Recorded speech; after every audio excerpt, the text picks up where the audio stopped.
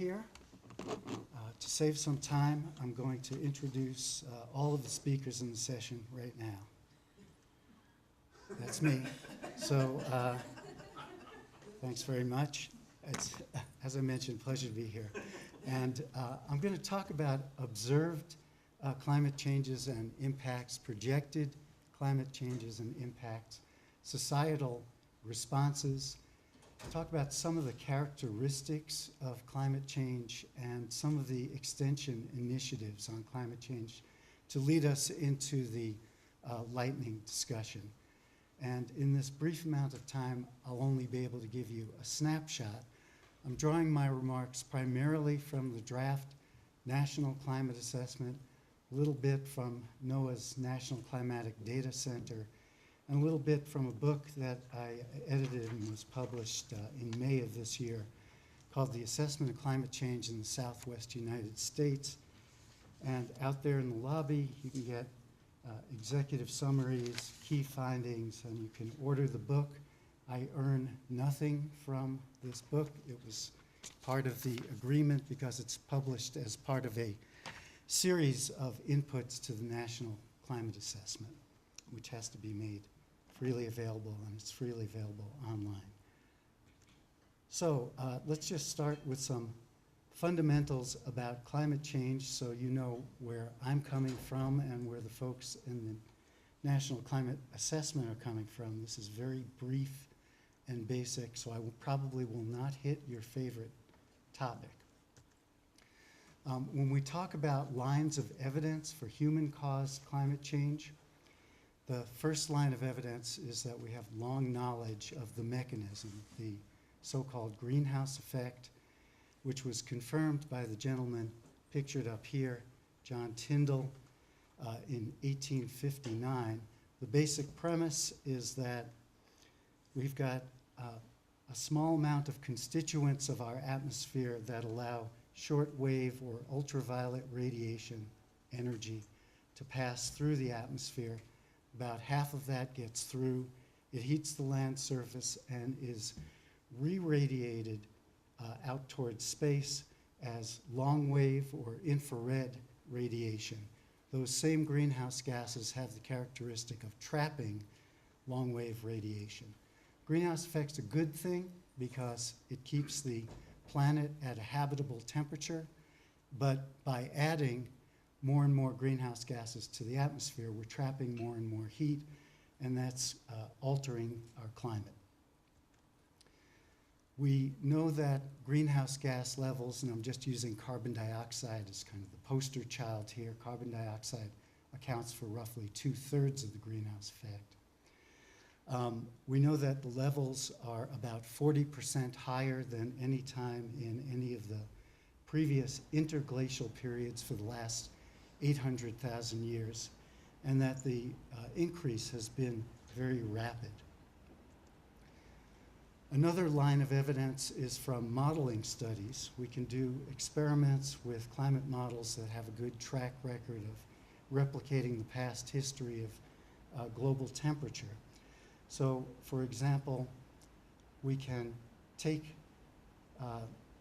hold the greenhouse gas amounts constant at the beginning of the time period here and run the model, forcing it with natural factors like changes in the solar output and the occasional volcanic eruption that puts particles in the atmosphere that cools the atmosphere. If we do that, we get a trace like this blue line. Then we can rerun the experiment, this time adding the observed change in greenhouse gases from burning of fossil fuels and land use changes, and add that to the natural factors. And we get a trace like the red line. And then compare both of those to the observed record, which is the black line. And you can see that it's very unlikely that we could get anything like the observed record just by forcing the climate system with the natural factors. There are many other lines of evidence from observations from both the satellite era and the pre-satellite era. We see increases in temperature in the lower atmosphere, the troposphere, over the land surface, over the sea surface, a big increase in recent decades in ocean heat content, decreases in sea ice and glacier mass, and an increase in sea level. Also, another line of evidence, and this is the last one that I'll mention, is that there are so-called fingerprint studies of the fingerprint of human-caused climate change. So we can measure temperatures in the lower atmosphere, the troposphere, and we see those temperatures increasing. We can measure temperatures in the upper atmosphere, the stratosphere. Those are cooling. If the variations, the increase in temperature, was from natural causes like changes in the output of the sun, we would expect the atmosphere to warm up throughout the entire column of the atmosphere. Instead, we see this warming in the lower atmosphere, cooling in the upper atmosphere, which is consistent with having greenhouse gases trapping that heat in the lower part of the atmosphere.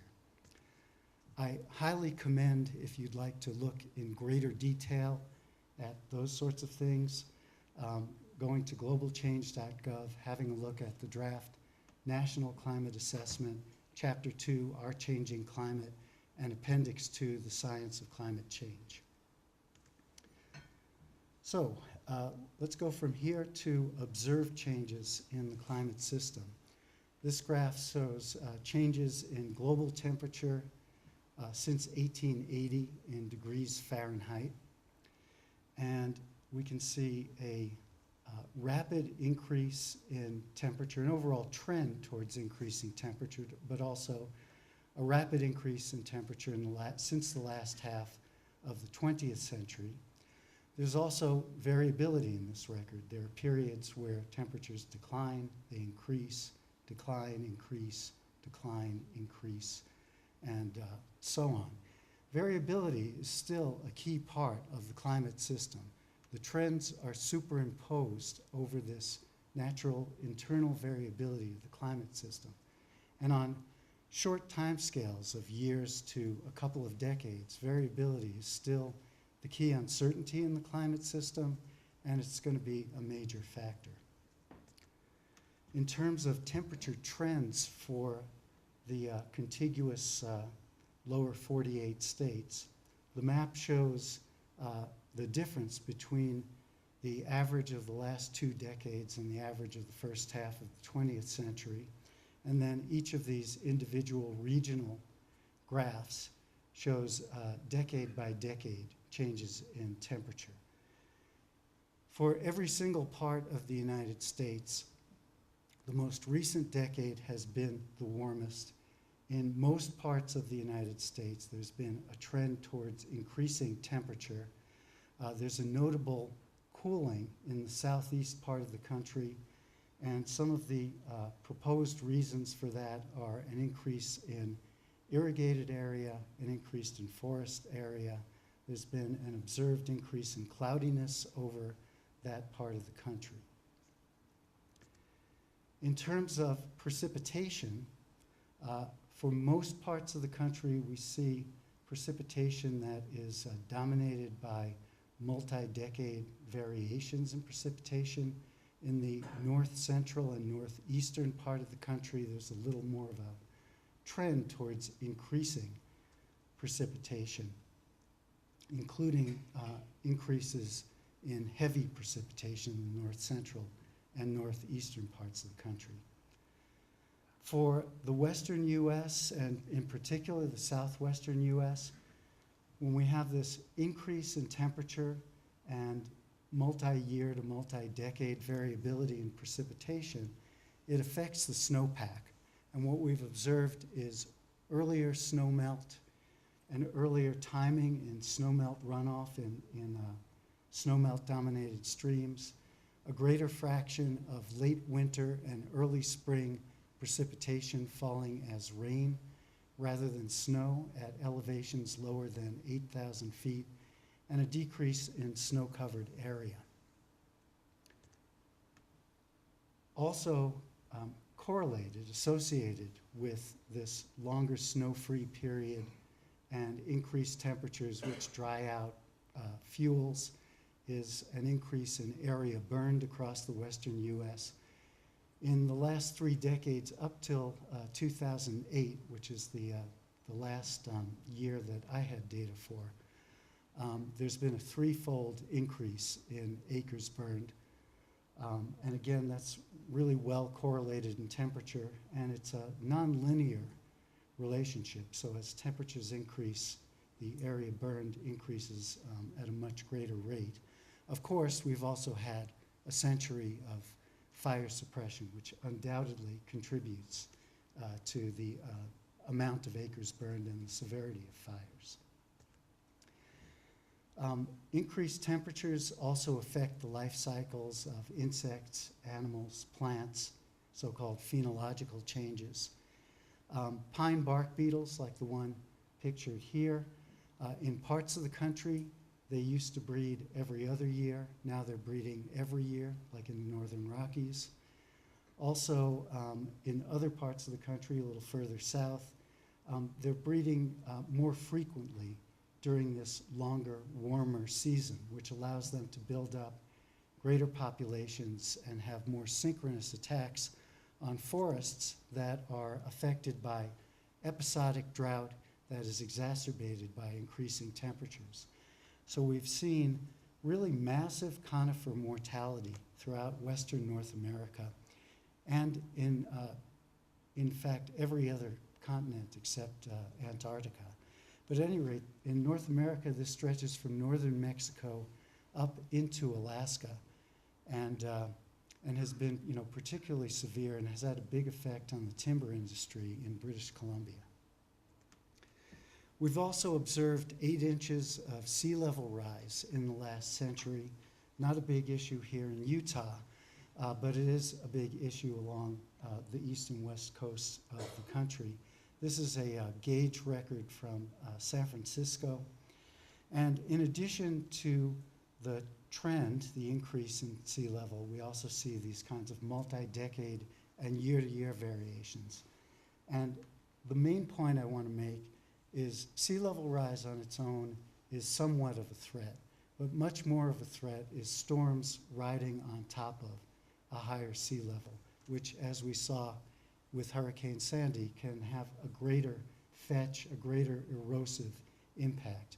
On the west coast here, on the southern part of the west coast, I should say, California coast, we get much higher sea levels during El Nino episodes. So so in the future, the big risk is as sea level increases, the having higher storm surges associated with these El Nino events. In terms of projected changes, so those are all things we've observed. In terms of projected changes, we have to use models. Models are a problem.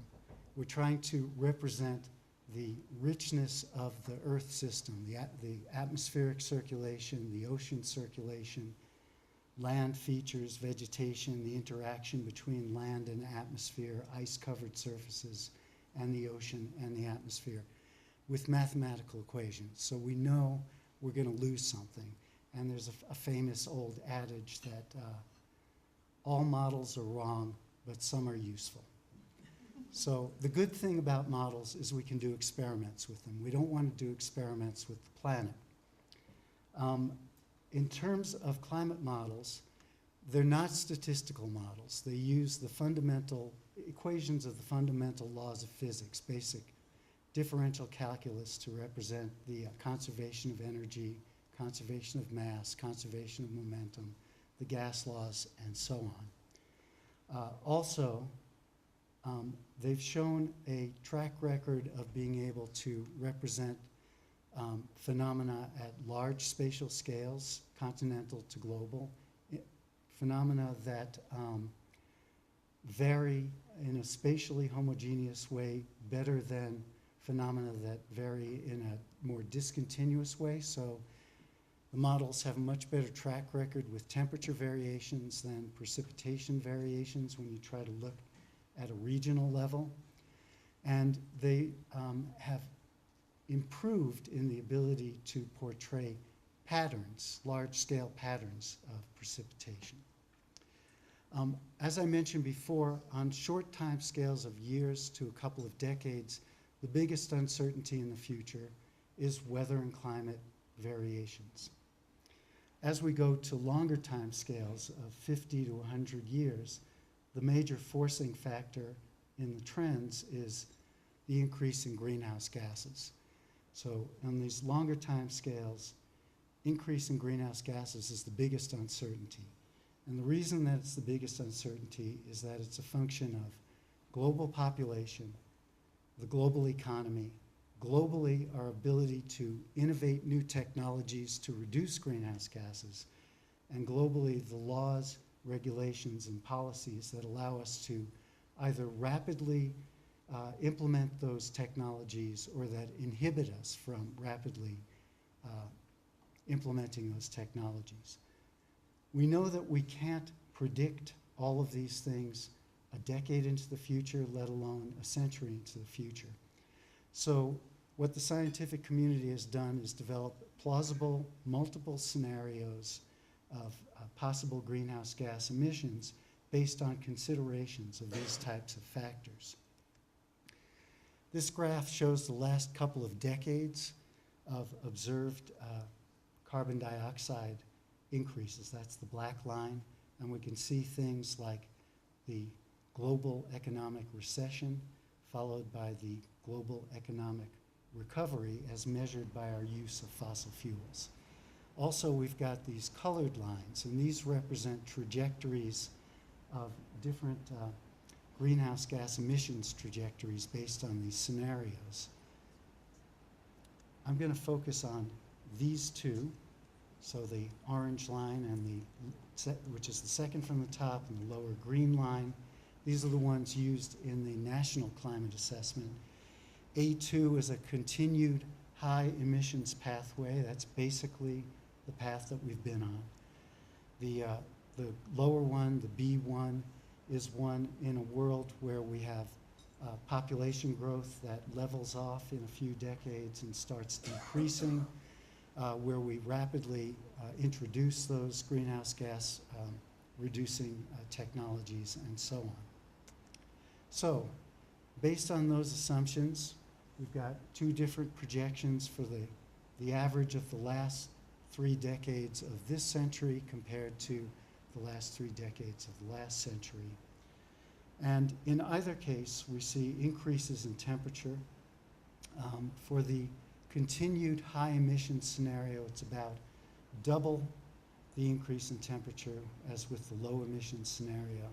And for the interior parts of the country, it's something on the order of 8 to 9 degrees Fahrenheit. In addition to increases in average temperature, we also project more hot days, fewer cool nights, and longer and more severe multi-day heat waves. One of my colleagues, Brad Udall, has mentioned that climate change is water change. As the atmosphere heats up, it can hold more moisture. If we get to that stage of 8 or 9 degrees Fahrenheit increase in temperature, the atmosphere will be able to hold about 30% more moisture. Also, with a warmer atmosphere, we have some changes to atmospheric circulation patterns. And this is often described as the wet areas get wetter and the dry areas get drier. Basically, as the atmosphere heats up and the gradient of temperatures between the equator and the poles slackens, the jet stream will migrate to the north, and that will allow for transport of moisture to high latitudes. On the other hand, the Hadley cell outflow from the tropics, which is a descending, drying outflow, will also increase in its vigor and extent. The Hadley cell currently is basically where that touches down on either side of the equator is generally where the world's deserts are. So that's projected to intensify and perhaps reach further poleward. So that would account for this pattern of drying in some of the already dry areas. In terms of the United States, we can see this pattern broken down by season. And the hatched areas are where we have greatest confidence based on the criterion of agreement among models. So in particular, in the winter and spring, increases in precipitation in higher latitudes, decreases in precipitation at the lower latitudes in North America. There's much less agreement in the fall season and much less agreement in the summer season. In terms of extreme precipitation, overall from the National Climate Assessment, or I should say the draft National Climate Assessment is still undergoing review, there are projections of increased frequency of extreme precipitation throughout the United States. In my investigations looking at this in the Southwest, there's a lot of spread among the models. So, I wouldn't bet the house on this. I probably wouldn't bet the car on it. But based on what we know from first principles, again, that the atmosphere can hold more moisture, it's a possibility that we should at least plan for. In terms of projected impacts, and I'll flip through, I'm probably going to have to skip through a couple of slides. We've observed changes in planting zones as temperatures have increased, and those are projected to migrate northward. Our forests, which are currently a sink for carbon, may lose that ability to continue to be a sink. The greatest vulnerability is in western forests, where we have a high risk for fire, tree mortality, and high temperatures that would reduce the ability of forests to sequester carbon. It's a little less of a risk in eastern forests, in particular the more mesic forests. In terms of water resources, in the Southwest, projections are, again, for snowpack to be affected, which would affect runoff, so that the projections are for increased early season runoff and decreased late season runoff, which is our peak water use time of year. In more northern basins, increased runoff is projected. In terms of agriculture, some of the threats that are mentioned in the National Climate Assessment are with increased temperatures, increased disease and insect pests, also with increased nighttime temperatures, lower crop productivity, and lower crop quality. And I show irrigation here because, as you're all well aware, agriculture is the largest water user in the western U.S. And talk to any urban water manager, and agriculture is one of the places that they look for the next bucket of water. I'll skip by the sea level stuff. I think I covered that. I'll skip by the flood stuff. I'll just mention briefly that regardless of increases in temperature, one of the effects of increasing carbon dioxide is an increase in ocean acidification. We've already seen a decrease in the pH of the global oceans, and that's projected to increase as the oceans absorb more carbon dioxide. That has impacts for shellfish. In terms of air quality, low-level ozone in the lower levels of the atmosphere, which is an irritant to our respiratory systems, is projected to increase. As CO2 increases, pollen production increases, and we've already observed a pretty large increase in pollen production. If, under the assumptions that we don't do anything to rapidly reduce greenhouse gases, that will almost double over the course of the century. And that's a big public health issue. In the Southwest, Extreme heat is an issue in the more southern cities, Las Vegas, Phoenix, Los Angeles, and others. And again, with more hot days, fewer cool nights, longer heat waves, extreme heat is projected to continue to be perhaps an even more pressing problem in our large cities. In terms of the energy sector, our chapter goes into, well, this is from the Southwest Assessment Report. The chapter goes into great detail, but I'll just mention a few things. One is that with decreased stream flow, decreased reliability of hydropower, increased temperatures reduce the efficiency of power plants. Increased temperatures also increase peak electricity demand in our region for cooling, and higher temperatures also reduce the efficiency of transmitting power. So what are we doing as a society? Many cities are investing in public transport to reduce greenhouse gas emissions from automobiles. There's a lot of emphasis on adaptive management and adaptation planning for managing forests and ecosystems. There are various efforts to deal with things that I didn't mention, such as invasive species, which there's at least an estimate from the National Climate Assessment that invasive species cost the U.S. $120 billion a year in forage losses and also increased evapotranspiration. Various kinds of riparian health restoration and forest health restoration through prescribed fire and thinning.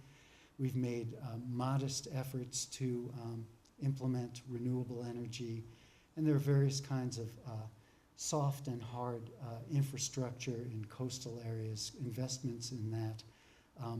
Currently, we estimate that these efforts are modest compared to the projected need for these kinds of investments. There's been a lot of planning in the absence of a federal policy at the state and local level, but now we have a federal policy, and we have yet to see how much of that actually gets implemented. So, extension, the perfect marriage of science and society. So how do we fit into all of this? Some states have energy and climate change extension. This example from New York, we've heard about other examples from Wisconsin and other states. Maine adds climate change to their Master Gardener program. North Carolina has a climate change adaptation webinar series, and I know they've got a strong Sea Grant program that's looking at coastal cities adaptation. Purdue University is looking at water and environment, climate change issues. There are many others. We do have a climate, forest, and woodlands e-extension website, and the Association of Natural Resources Extension Professionals has a climate science initiative, and later this month they'll be holding a workshop in Minnesota on that topic. Let me just wrap up by talking about some of the characteristics of climate change and how this fits into sustainability.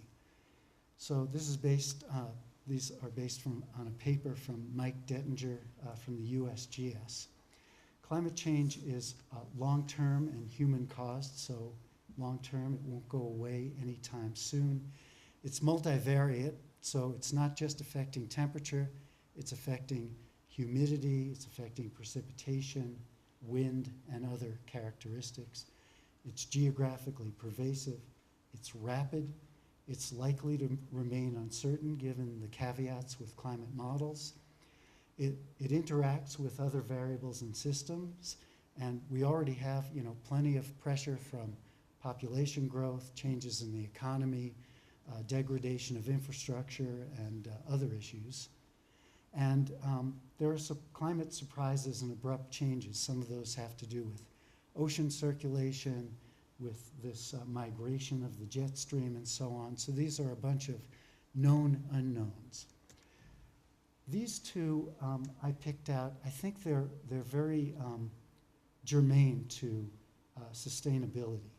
So the fact that it's likely to remain uncertain and that it interacts with other systems really argues for using a more integrated approach, like the approaches used in sustainability, using that kind of framework. And that allows us to look at things outside of their disciplinary silos in an integrated way, because these kinds of impacts won't happen in isolation. So we want to really have an integrated view of things. And with that, thank you for your attention. And we'll move on to the questions for the lightning session.